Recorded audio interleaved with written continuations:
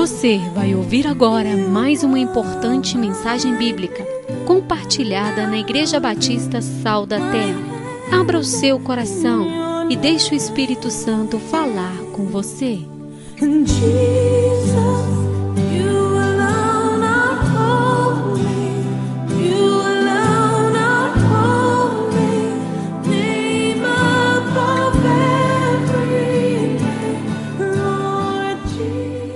Abra sua Bíblia em Mateus capítulo 11. Pastor Jair, eu não tenho Bíblia. Vai na Apple Store e faz o download de uma. Tá, pode fazer isso, mas eu gostaria que todo mundo tivesse uma Bíblia física, amém? Até porque essa não acaba a bateria. E até hoje eu nunca conheci uma pessoa que tivesse lido a Bíblia toda no celular.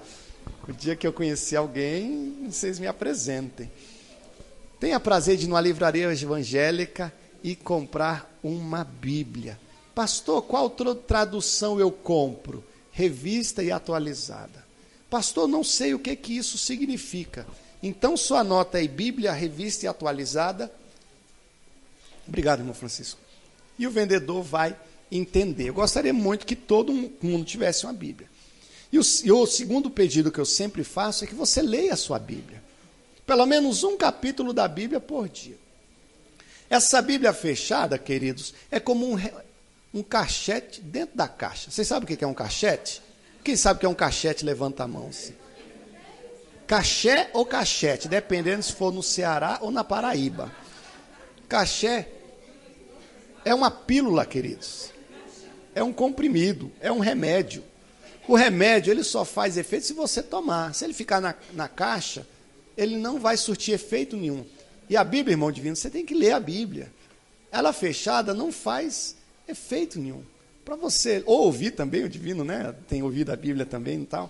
É necessário que você leia a Bíblia e faça isso diariamente. Pastor, por onde eu começo? Começo por Números, por Deuteronômio? Não, querido, você vai começar em Mateus capítulo 1. Vai ler um capítulo e vai marcar com a caneta. Vai para o 1, depois para o 2, depois para o 3, até terminar Apocalipse. E quando você terminar o Novo Testamento, você vai fazer o quê? Vai para o Novo Testamento de novo. Leia 2 vezes o Novo Testamento.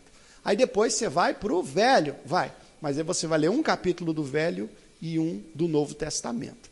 Tem mais alguma dúvida ainda? Procure o líder de célula, ou procure o pastor depois do culto, ou ligue no serviço 0800 da Igreja Batista da Terra, no saque. Mateus capítulo 11, versículos 2 e seguintes, dizem assim. Quando João ouviu no cárcere falar das obras de Cristo, mandou por seus discípulos perguntar-lhe: És tu aquele que estava para vir, ou havemos de esperar outro? E Jesus, respondendo, disse-lhes: Ide, e anunciai a João o que estáis ouvindo e vendo. Os cegos veem, os coxos andam, os leprosos são purificados, os surdos ouvem, os mortos são ressuscitados, e aos pobres está sendo pregado o Evangelho. E bem-aventurado é aquele que não achar em mim motivo de tropeço. Nos versículos 7 seguintes, Jesus segue tecendo uma série de elogios para João Batista. Nós não vamos continuar lendo, vamos continuar agora ouvindo e meditando. Vamos fazer uma oração, feche os seus olhos.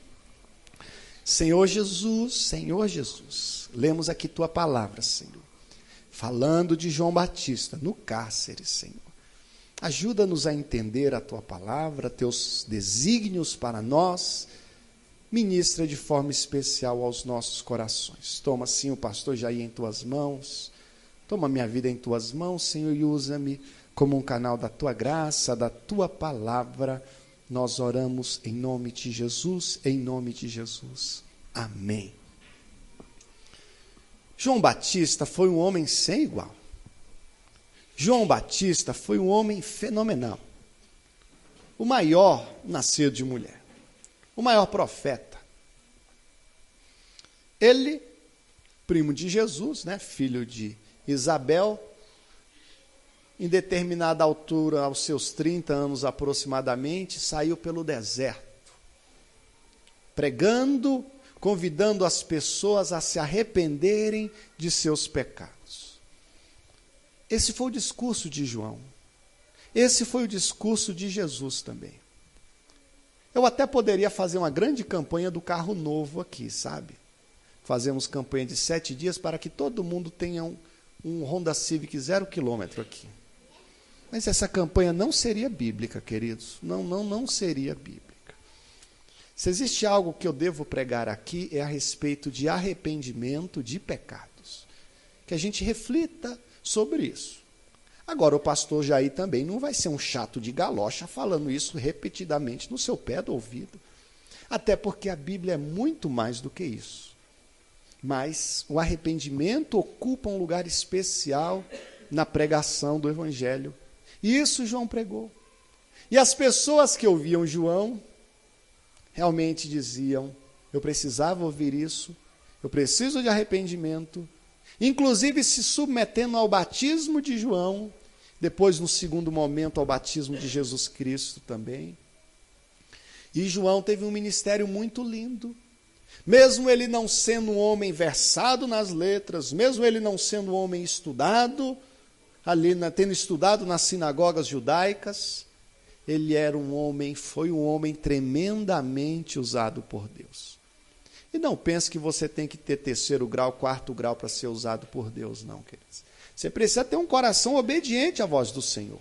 Um coração que pertence ao Senhor, um coração que ama ao Senhor. E o coração de João Batista realmente amava a Deus. E ele teve um ministério maravilhoso, que alcançou inclusive governadores, e a Bíblia fala de Herodes, inclusive, que gostava de ouvir João pregar. E as palavras que João falava tocavam inclusive o coração de governadores. Teve um ministério muito maravilhoso. Mas em determinado momento de sua caminhada, ele é preso, perseguido, e no geral o povo de Deus, hora ou outra, é perseguido. E há épocas, inclusive na história da igreja, que essa perseguição se assevera muitíssimo. Ele é perseguido, ele é preso e ele é lançado no cárcere.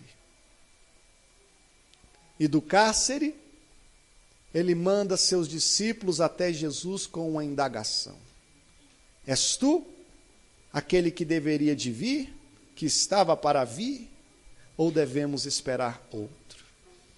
E aí nós começamos a refletir a respeito de João Batista e desse momento assim tão melancólico, sabe, tão triste que ele viveu.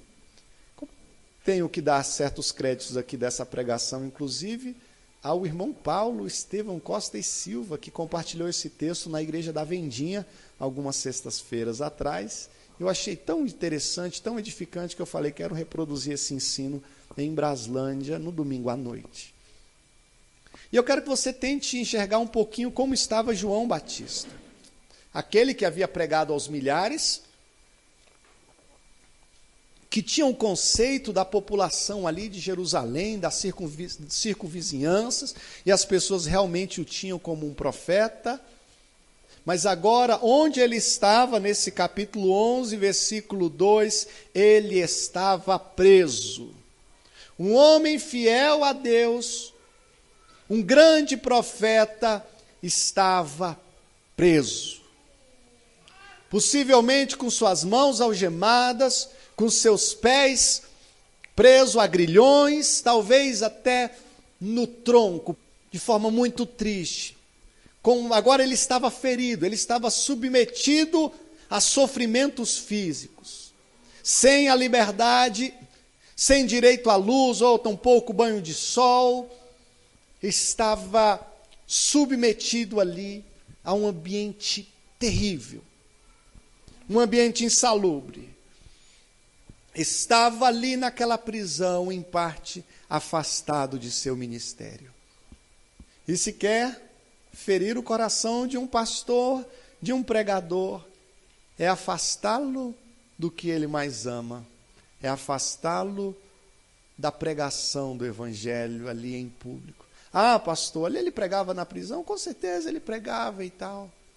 Mas ele percebeu que realmente ele estava diminuindo e Cristo estava crescendo. A palavra que ele mesmo profetizou estava se cumprindo. Percebemos que agora João já percebia que ele havia cumprido o seu ministério completamente. Havia cumprido o seu ministério completamente. Faço aqui um paralelo com nossas vidas, porque Deus tem um ministério para você. Deus tem um plano para você.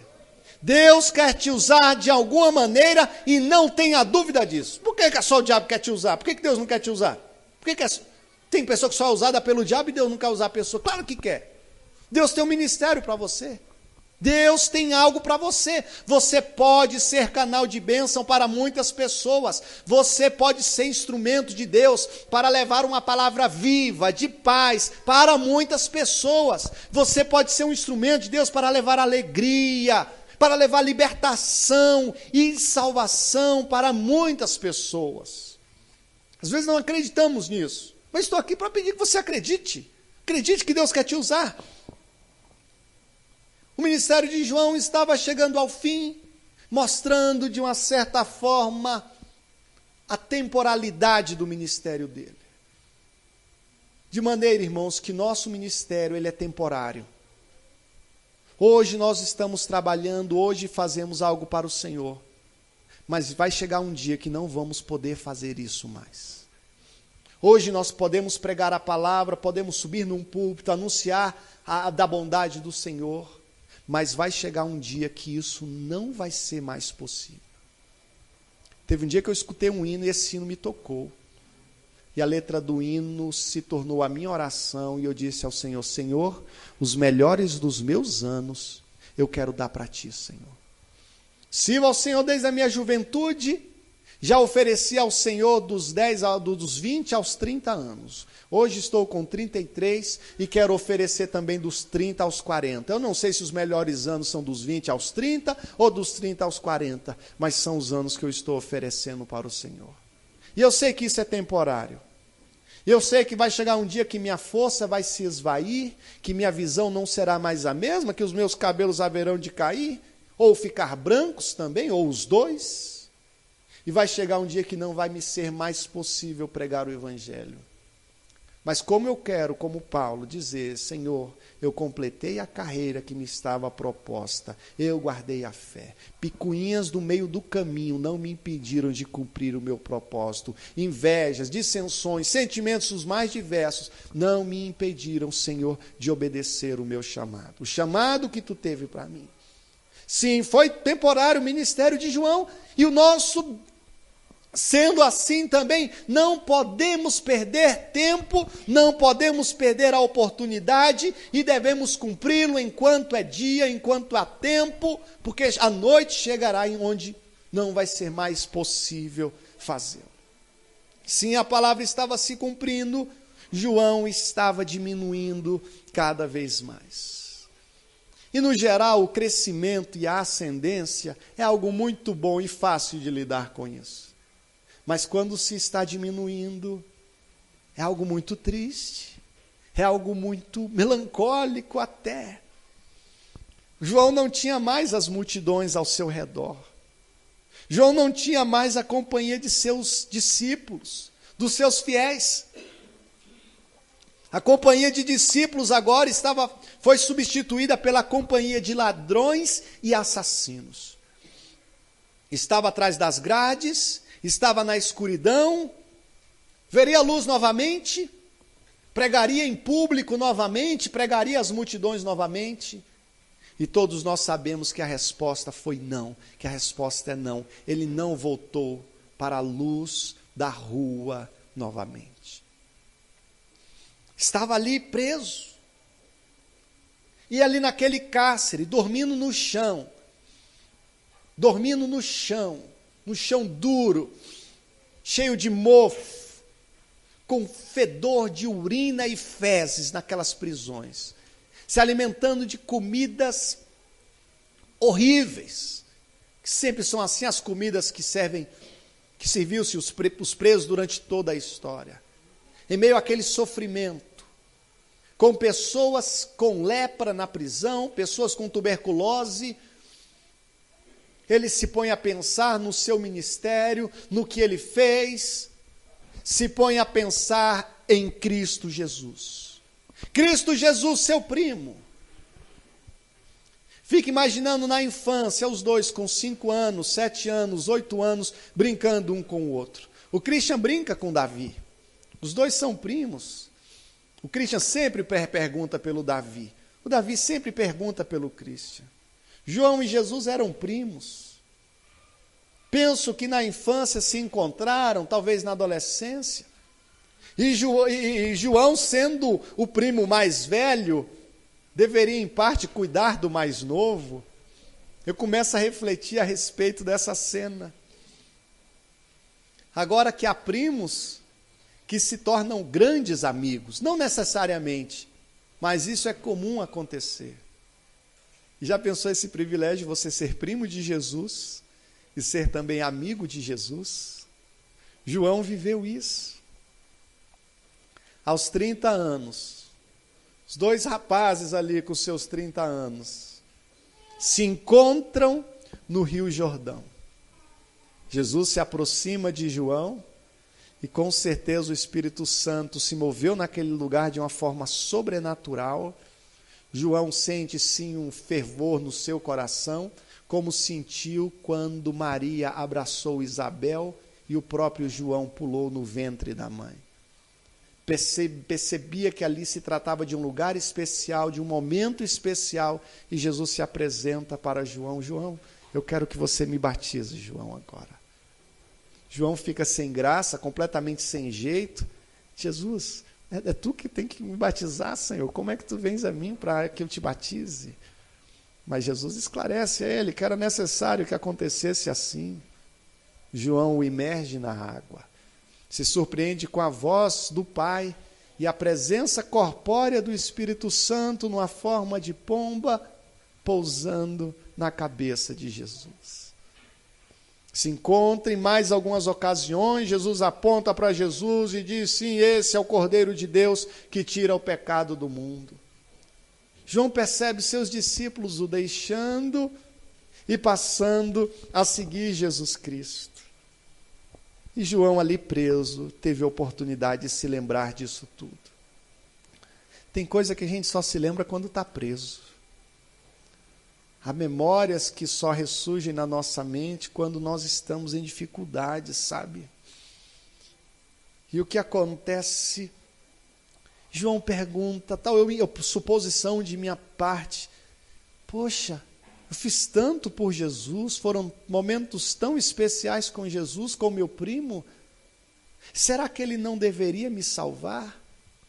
Será que ele não deveria ter me salvado aqui dessa prisão? Jesus não teria poder para me livrar dessa prisão? Não seria Jesus o libertador? Mas então por que eu estou preso? Eu estou preso. Eu, João, preguei liberdade, preguei libertação, mas agora eu estou preso. E ele se põe a pensar em muitas coisas, naquele momento tão difícil que ele estava vivendo. Nas escuras, mofadas e fétidas prisões, dúvidas começam a aflorar na mente de João. Estou eu enganado? Será Jesus realmente o Cristo? Por que eu estou passando por isso tudo? Irmãos, eu queria dizer que você nunca vai enfrentar prisões. Eu queria dizer que você nunca vai passar pelo vale da sombra da morte. Mas eu não posso dizer isso. Nós enfrentamos prisões.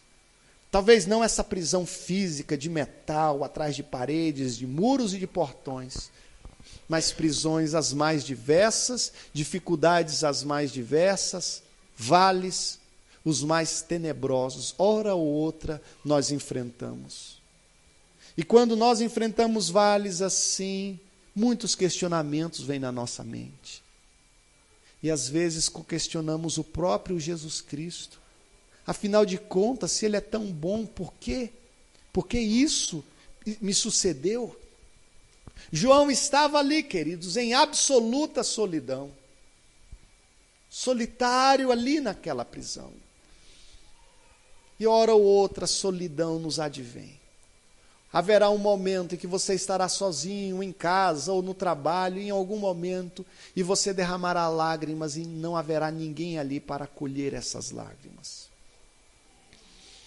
Tendo a fé fortemente questionada, estava ali ele, às vezes nós temos nossa mente alvejada por pensamentos, dúvidas, pensamentos às vezes até malignos. Agora, o que João fez? O que João fez nesse momento? Existem pessoas que quando estão nesse momento, nessa encruzilhada, vão para as drogas, vão encher o nariz de cocaína. Outros vão para o álcool, beber até perder as estribeiras, até perder o caminho de casa, os amigos levar ele para casa. Outras vão tomar todos os remédios tarja preta que tiver escondido dentro do guarda-roupa, vão se esconder e vão, às vezes, tomar decisões erradas. O que João fez? Em meio a dúvidas, em meio a questionamentos, em meio à insegurança, foi buscar resposta em Cristo Jesus. Foi buscar resposta em Cristo Jesus, e isso faz toda a diferença. E é o que eu convido você a fazer. Em meio às suas crises, em meio às suas lutas, corra para Jesus. Busque resposta no próprio Jesus. Eu conheço uma pessoa que diz que às vezes tem dúvidas, mas na dúvida escolhe Jesus. Mas na dúvida eu vou ficar com Jesus. Ele então chama os seus discípulos que ainda o iam visitar e pede que os discípulos perguntem a Jesus se é ele mesmo que haveria de vir ou devemos esperar outro. Pediu que os discípulos dele levassem essa pergunta. Agora eu vejo assim uma certa contradição, assim, queridos, em certo ponto. Por quê? Porque os discípulos de João haviam sido orientados por ele. Os discípulos de João haviam recebido as coordenadas, inclusive o apontamento. Eis o Cordeiro de Deus que tira o pecado do mundo. Como é que Jesus está pedindo para lá perguntar quem ele é, se tem que ser ou não, se ele propriamente haveria dito? Irmãos, e a confusão do líder traz confusão para os liderados, sabia? A confusão do líder traz confusão para os liderados.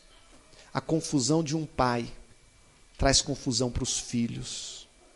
A confusão de uma mãe traz confusão para as filhas.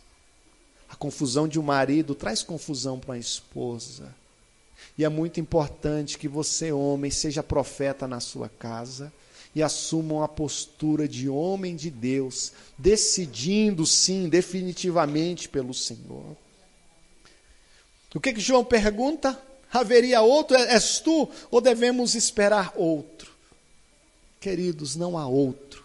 A palavra fala em Atos capítulo 4, versículo 12, porque não há nenhum outro nome pelo qual somos salvos, senão o nome de Jesus Cristo. E para você que já pensou em buscar auxílio em outro lugar, em uma outra porta, em outro nome, não há outro nome, apenas o nome de Jesus salva. É no nome de Jesus que se expulsa demônio. A nossa salvação está no nome de Jesus Cristo, o nome que é acima de todos os nomes, o nome poderoso, o nome supremo, o nome sublime que o Pai lhe deu. Não há outro lugar e não há outro nome. Os discípulos vão até Jesus levar essa pergunta. E o que acontece? Jesus recebe ali os discípulos de João, os discípulos fazem aquela pergunta. Se eu fico pensando, se eu fosse Jesus, talvez eu diria, caramba, ele me batizou. Ele ouviu a voz do Pai, tremendo o céu, a pomba sobre a minha cabeça, ele viu tanta coisa e está perguntando isso. Estou decepcionado com João. Mas ainda bem que Jesus não sou eu. Que eu não sou Jesus. Que se eu fosse Jesus, irmãos, eu ia atacar uns relâmpagos na cabeça de uns 3 irmãos aqui da igreja, querido, de verdade. Eu ia... É brincadeira, querido, não ia fazer isso, não. Talvez só se eu ficasse muito nervoso. Mas veja como é que Jesus foi paciente. Veja como Jesus foi paciente. Agora, se João viveu esse momento de dúvida, de questionamento, tenho que dizer a vocês que Elias também viveu. Mesmo depois de ter vencido ali um sem números de profetas de Baal, ter superado ali tantas adversidades, ele se põe a chorar numa crise de depressão, querendo morrer. E ali Deus é tão paciente, envia um anjo, dá comida, deixa ele dormir um pouquinho. Jesus foi tão paciente com Elias. Vemos Tomé também tão duvidoso. Só vou querer se eu triscar o dedo lá na ferida dele. E Jesus se aproxima, vem Tomé, pega aqui na minha mão. Pega aqui no meu lado, Tomé. Venha, pega aqui. E Tomé constrangido, Senhor meu, Deus meu. Agora tu diz isso, né, malandro? Esperto. Mas Jesus foi paciente com Tomé. Jesus não errou quando escolheu Tomé como discípulo, e Jesus não errou quando te chamou, querido. Não pense que Jesus errou a chamar o teu nome. Ele não errou, ele sabia bem como você era. Mas mesmo assim ele te chama, porque ele te ama, e ele não quer ficar sem você. Ele quer ver você pertinho dele. Vemos João Batista. Vemos Jó também em meio à crise, fazendo tantos questionamentos em relação a Deus. E narro também você a história de um homem cheio de dúvidas que procurou a Jesus. Havia pedido que os discípulos de Jesus expulsassem o demônio de seu filho, os discípulos não conseguiram, e ele chega diante de Jesus e fala, Senhor, se tu podes fazer alguma coisa, tem compaixão de nós, ajuda-nos. Tira aqui o demônio do meu filho, pastor, Jesus. Aí Jesus falou, se tu podes crer, tudo é possível ao que crer. E logo o pai do menino, clamando com lágrimas, disse, Senhor, eu creio, Senhor, ajuda-me na minha falta de fé. Ele reconhecidamente declarou a sua falta de fé. Jesus, se podes, cura meu filho. Jesus, se podes, tudo é possível ao que crê. E ele fala, Senhor, mas me ajuda na minha pequena fé. E Jesus não fustigou, Jesus não judiou dele, mas Jesus estendeu uma mão de graça e de misericórdia sobre a vida dele. E talvez você que está aqui hoje já teve muitas dúvidas no seu coração, já teve muitos questionamentos, até nem pensa, por que eu estou nessa igreja aqui se eu tenho tantos pensamentos errados? Você está aqui porque Deus te amou e as cordas de amor do Senhor te amarraram e te trouxeram a esse lugar, porque você provou do amor do Senhor e vê que o amor do Senhor é bom, porque a graça do Senhor irresistivelmente tem te atraído até a presença dEle, e o Senhor está alegre com você, seus pensamentos não ofenderam o Senhor é tão compreensivo, mas Ele te chama porque Ele quer ver você pertinho dEle. Vemos Jesus rigoroso com os fariseus hipócritas, com pessoas que não tinham mínima fé, dando as costas para Jesus e para os seus ensinos. Se você hoje está cheio de fé e não se assemelha em nada a João Batista, eu tenho uma coisa a te dizer, parabéns. Mas se você está inseguro, com dúvidas e questionamentos, essa palavra é para você, Deus tem algo para você, Deus tem algo a ministrar a seu coração. Jesus não reprimiu João. Na hora que chegou os discípulos de João, Jesus não reprimiu ele. O que esse miserável pregou, tá vendo? Era um pregador aí pregando para um monte de pessoa e agora está aí perguntando se é Jesus mesmo ou não. Veja que Jesus não agiu com sarcasmo em relação a João. Estou decepcionado com João, ele não deveria ter falado isso de mim. Eu esperava isso de qualquer outra pessoa, menos do meu primo João, foi ele que me batizou e tal. Mas Jesus compreendia a dor, Jesus compreendia a insegurança de João. E Jesus compreende a sua dor, Jesus compreende as suas lágrimas, Jesus lê as suas lágrimas. Suas lágrimas não caem no chão aleatoriamente, não. O Senhor consegue ler as suas lágrimas como ninguém, queridos. Ele tem um leitor de lágrimas no céu. Ele vê o teu sorriso, mesmo quando você está sorrindo por fora, mas triste por dentro. Jesus compreendia João, e João não seria punido por causa disso. Definitivamente, Jesus não havia se esquecido de João. Jesus não havia se esquecido de João. João estava preso, queridos. Mas Jesus não havia se esquecido dele. É muito ruim quando você sente que as pessoas se esqueceram de você, sabe? É muito ruim. Hoje, eu estive num presídio, queridos, meio-dia, a parte da tarde. E estava visitando o João. E as portas de ferro se abriram, umas 6 mais ou menos, e eu vi ele, estava com um sorriso me esperando, queridos. Eu olhei para ele e falei: João, eu não me esqueci de você, João. Eu não me esqueci de você, Jesus não se esqueceu de você. Segunda visita que eu faço nele, vou fazer mais. E eu falei: logo tu vai sair, a gente vai estar junto de novo, conversando. Se eu, irmãos, não me esqueci do João Paulo, Jesus não se esqueceu de João Batista, Jesus não se esquece de você. E eu trago esse texto, trago essa história, a fim de ilustrar um pouquinho do amor de Jesus, que é muito maior do que o meu. Às vezes você pode até achar que o pastor Jair tem amor no coração, mas meu amor é tão pequeno, queridos. O amor de Jesus é muito maior. O amor de Jesus é muito maior. E com certeza eu penso Jesus fazendo a leitura daquela situação. E aquele sofrimento de João, queridos, logo iria passar. Aquela dor e aquele sofrimento haveriam de passar.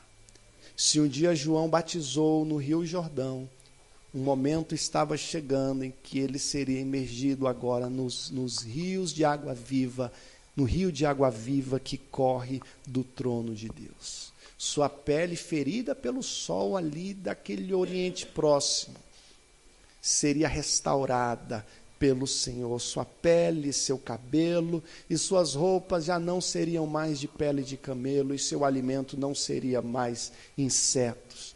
Deus teria um fruto da árvore da vida para ele. Deus tinha sim vestes resplandecentes para João. E sem dúvida, queridos, que chegou um momento que tudo fez sentido para João Batista. E na nossa caminhada com Deus, o Senhor nos surpreende em muitos momentos de nossas vidas. O Senhor nos surpreende. Às vezes pensamos que o Senhor se esqueceu de nós, pensamos que a decisão que o Senhor tomou quanto a nós não foi a melhor. Mas no final das contas a gente percebe que o Senhor foi fiel todo o tempo, que o Senhor tem cuidado de nós e que a melhor opção que nós fizemos foi entregar as nossas vidas a Jesus Cristo. Qual a resposta de Jesus para ele? Qual a resposta de Jesus? Jesus reuniu os 12 discípulos e falou: nós vamos assaltar aquela prisão. Nós vamos se reunir, Pedro, Tiago e João vão enganar os carcereiros e os outros 9, nós vamos chegar lá e vamos arrancar ele à força daquela prisão. Vocês sabem que não foi isso. Não foi isso que Jesus fez. Jesus diz para João: dê essa notícia para ele. Falem para João que os cegos estão vendo, que os coxos estão andando, os leprosos são purificados, os surdos ouvem, e aos pobres está sendo pregado o evangelho. Essa notícia chega aos ouvidos, essa resposta chega aos ouvidos de João. E muitas vezes, a resposta que Jesus nos dá não é a resposta que nós esperávamos ouvir, não é aquela resposta que nós esperávamos ouvir. Poxa, Senhor, eu queria uma resposta, és tu, eu queria que tu dissesse sim, sou eu sim. E a resposta que Jesus deu foi outra. Narre para João o que está acontecendo. Por que Jesus não foi mais claro? Sabia que a gente quer que Jesus dê a resposta igual o gabarito do CESP? Dê o F, sim ou não? Senhor, é para eu casar com essa moça? Sim ou não? É para eu comprar esse carro? Sim ou não? É para eu comprar essa casa? Sim ou não? Senhor, a gente ora, né? É para eu entrar nesse emprego? Sim ou não? A gente quer essas respostas de Jesus, sabe? Mas nem sempre Deus dá a resposta como a gente quer. Jesus se impede que relatem as suas obras. Fala o que eu tenho feito, fala o que você tem visto. E chega uma hora em nossas vidas, queridos, que eu creio que Jesus quer que você faça o seguinte, que você pare e se ponha a pensar no que Ele já fez na tua vida. Sabia que a nossa memória é muito curta?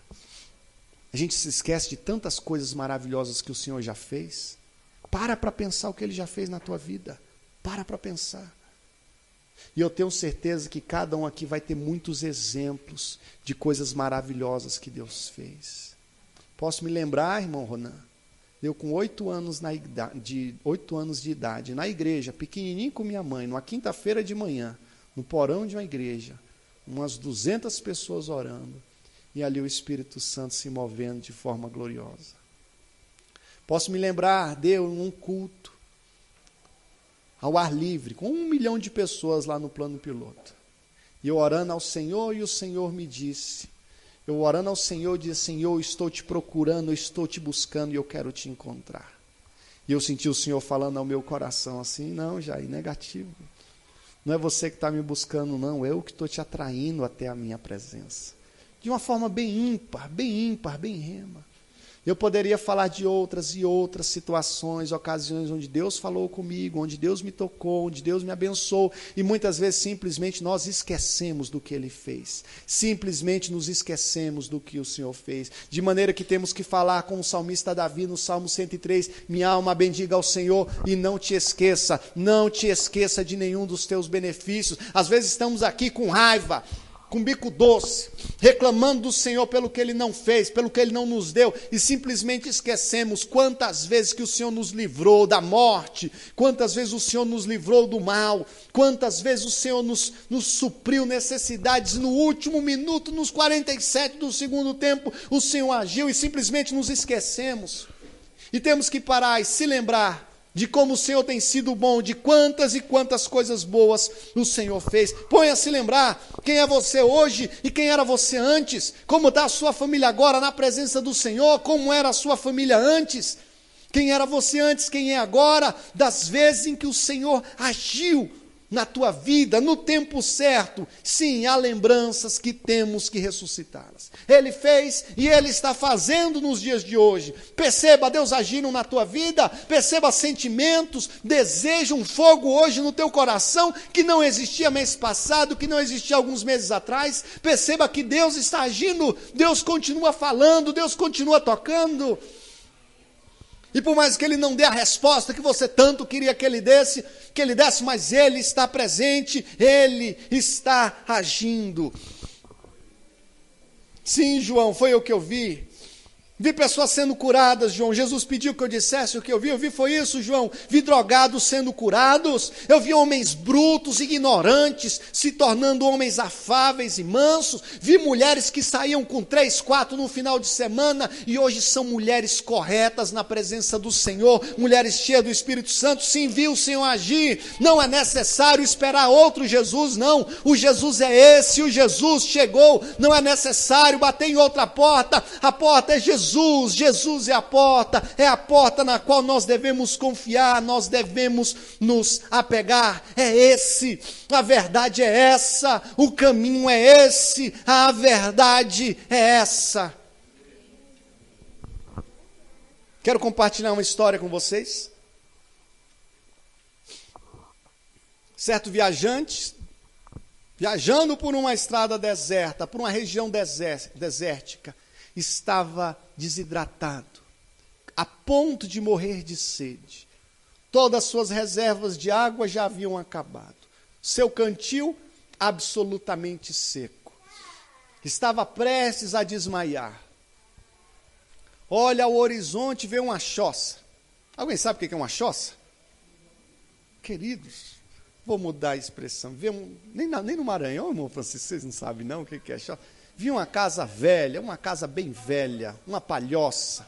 Vi uma palhoça, então, E ele pensa, vou para essa palhoça, com a minha última força que eu tenho. Se lá tiver alguma água, eu estarei salvo. Se não tiver, lá mesmo eu morro. Se arrastou até essa palhoça e de repente encontra um poço e uma bomba hidráulica ali naquele poço. Ele se encontra aquela bomba hidráulica ali naquela palhoça, e ele começa a acionar a manivela daquela bomba a fim de tirar a água que havia no poço. Mas ele percebe que ele estava acionando, mas não saía água nenhuma de dentro. Apenas o barulho de ferro com ferro. E ele fica absolutamente frustrado. Mas então ele olha ao redor, tinha um viajante havia escrito algo na parede. E dizia o seguinte, olha, há um cantil com água embaixo da prateleira.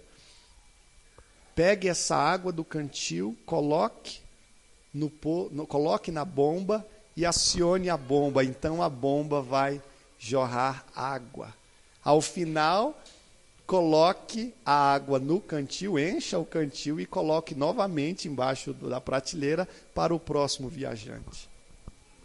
Ele corre, pega a água, pega um cantil, tinha realmente água no cantil, e aí ele pensou, e agora eu bebo a água ou eu coloco a água do cantil na bomba para ver se realmente vai jorrar água? O que você faria, irmão Ronan?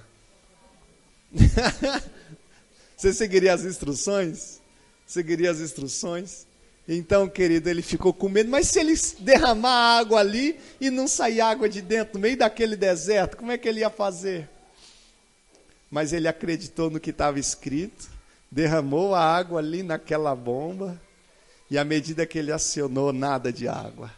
Mas ele continuou acionando, e de repente surgiu muita água de dentro daquele poço. E ele apertava e saía muita água, e ele começou a sorrir, começou a beber aquela água, saciar a sua sede, se banhava naquelas águas doces. Então ele enche o cantil, coloca o cantil no lugar e escreve na outra parede, por favor, acredite no que está escrito. Realmente é verdade, acredite. E sabe o que eu quero te dizer, querido? Acredite na palavra do Senhor. Acredite em Jesus Cristo. Jesus Cristo é a resposta. Acredite nisso. Ele saciou a minha sede. Ele preencheu o vazio do meu coração. Creia em Jesus Cristo que Ele vai preencher o vazio do seu coração também, querido. Não tente preencher com outra coisa. Não tente preencher em outro lugar.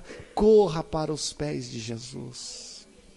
João, em meio à crise, foi até Jesus. Sabia que às vezes primeiro nós vamos no gerente do banco, vamos às vezes nos cunhados, e depois que nada deu certo que a gente vai para Jesus? Sabia que às vezes Jesus é o último recurso, quando deveria ser o primeiro? A primeira coisa do dia que nós deveríamos fazer é recorrer a Ele. Talvez você está em meio à crise, e eu gostaria de nessa noite fazer uma oração contigo. Não sei que tipo de cárcere você está enfrentando, que tipo de luta você enfrenta. Mas independente da pergunta, Jesus é a resposta. Independente da tua crise, Jesus, irmãos, é o nosso socorro, é o nosso refúgio. A Igreja Batista Sal da Terra tem sua sede na cidade de Braslândia, Distrito Federal. Participe você também dos nossos cultos de celebração, sempre aos domingos às 19h30. A Igreja Batista Sal da Terra também está no Facebook e YouTube. Acesse! Você também gostaria de receber outras pregações como essa em seu telefone, por WhatsApp? Então nos envie uma mensagem para o número 61 9695 1230. Essa palavra te abençoou? Então compartilhe com seus amigos e familiares e permita que ela também abençoe outras pessoas. Igreja Batista Sal da Terra, uma igreja viva servindo ao Deus vivo.